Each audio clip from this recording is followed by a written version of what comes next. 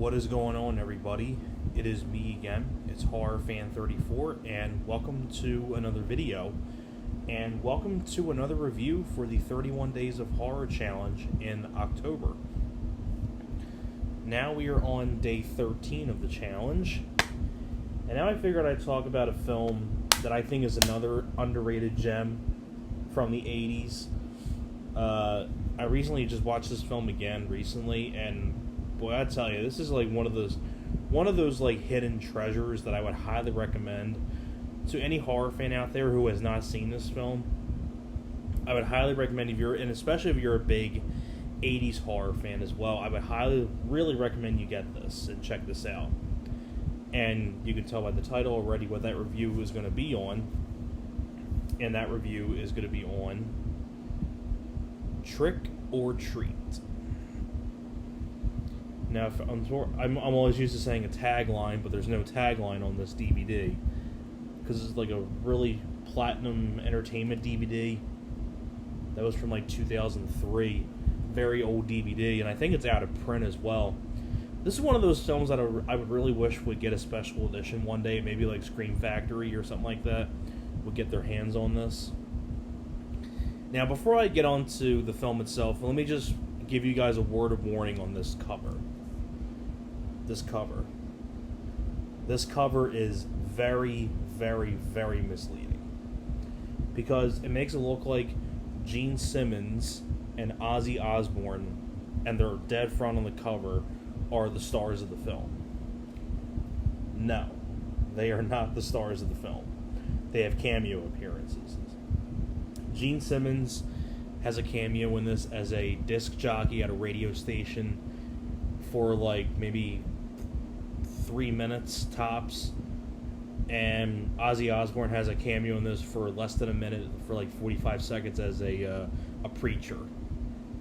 And so both these guys are in the film total for like 4 minutes tops. They're not the stars of the film. So it's a very crappy cover. But I love the movie, though. But the real stars of the film, and what also sucks about this is a full-screen DVD. I don't think there ever was a widescreen version of this, sadly. And I know there's a Blu-ray of this, but I don't know, like, I don't know if that's... And I do have a region-free Blu-ray player, so maybe I'll get the Blu-ray one day. But I'm really hoping that, like, Scream Factory would get their hands on this or something and give it some features. But I think this is a really cool 80s heavy metal horror movie. And the basic idea is that you have this kid named Eddie Weinbauer, played by Mark Price, Skippy from Family Ties. And he's like a guy who's really obsessed with heavy metal and rock and roll, and because of that, he's kind of labeled as a nerd. He gets bullied by these bullies, led by, what's the actor's name?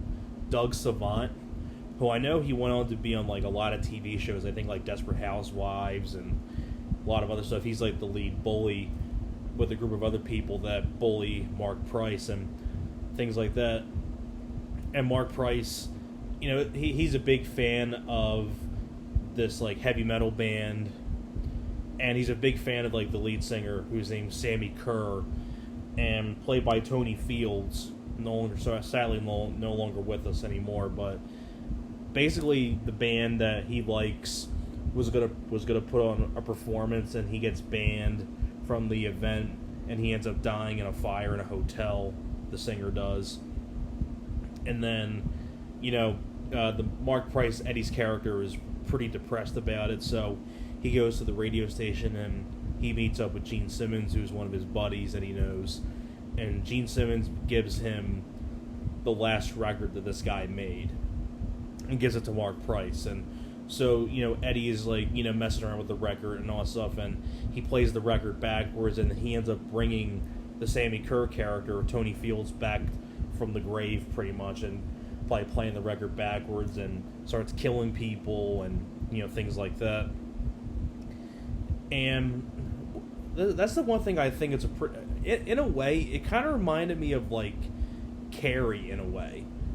Like there's not really like exactly like telekinesis or something like that, because the basic idea is that this character, this pretty much this part here, No, that's Gene Simmons, but this guy here, where my finger's at, the Tony Fields character, the rock star, because he's come back from the day. He's kind of like possessing or taking over what Eddie's character does, Mark Price.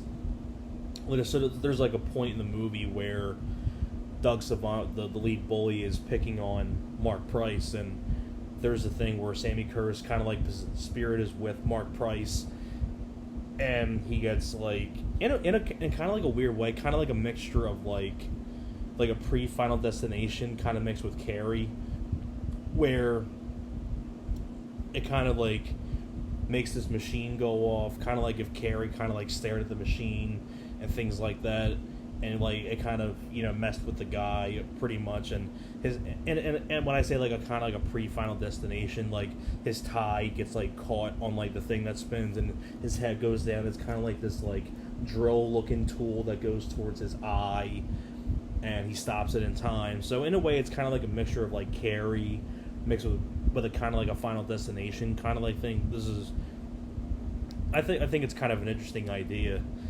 And I tell you what, too, I really do like the scenes with Mark Price as the lead kid. I really think Mark Price does a really good job. And it was cool to see Gene Simmons and Ozzy Osbourne for a little bit that they have. Ozzy Osbourne actually plays a preacher who's against heavy metal and rock and roll, which is funny coming from out of Ozzy Osbourne's mouth, because Ozzy Osbourne is a rock, heavy metal kind of like guy. So the fact that he's playing a preacher who's against heavy metal, I think is kind of funny. Gene Simmons does a pretty good job too. For a few minutes he's in there as like the radio disc jockey who's friends with Mark Price. I like the girl that I don't know her name, but I like the girl that kind of becomes the love interest for Mark Price. I thought she did good.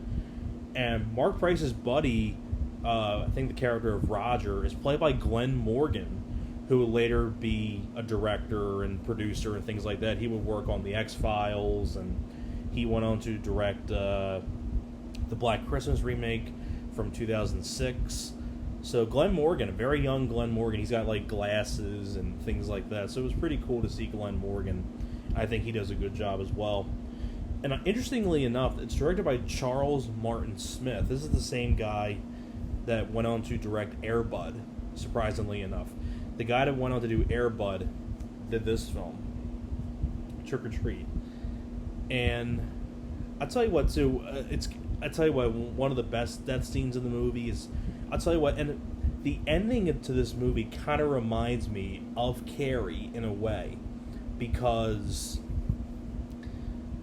there's a dance going on at the high school, and it takes place in like an auditorium kind of like place, and the cassette of the Sammy Kerr character, the rock star, is being played there, and it comes out of he's there, and then the whole auditorium goes haywire, and people are getting killed, and things are going haywire, things are falling everywhere. It's kind of like if Sammy Kerr was kind of like Carrie in a way, and he was causing chaos in this auditorium, which I think is kind of an interesting idea. Things like that. And like I was saying, one of the best deaths in the movie is the Doug Savant character, the lead bully, who the Sammy Kerr character, Tony Fields, grabs him by the throat and picks him up, and because he's like electronically charged, because he's like coming from a record and all that stuff, he can travel through like radio signals. He like licks his finger, kind of like licks his finger and puts it on like an electrical socket that you put like a plug into the wall, and gets his like hand all charged up with electricity, and puts it on the Doug Savant's character's head, and just squeezes his head, and his head just explodes and from a lightning bolt pretty much. I'd say, well, there's some really good deaths in here, and it was just a really cool 80s horror film with a really kick-ass soundtrack. You have a lot of really good bands in here, soundtrack-wise. And I think it's directed very well by Charles Martin Smith as well. So, if you like those 80s horror films and you want to see a hidden 80s gem, I would highly recommend you check out Trick or Treat. So that is pretty much it for my review for Trick or Treat. Thank you very much for watching, and I will see you guys next time.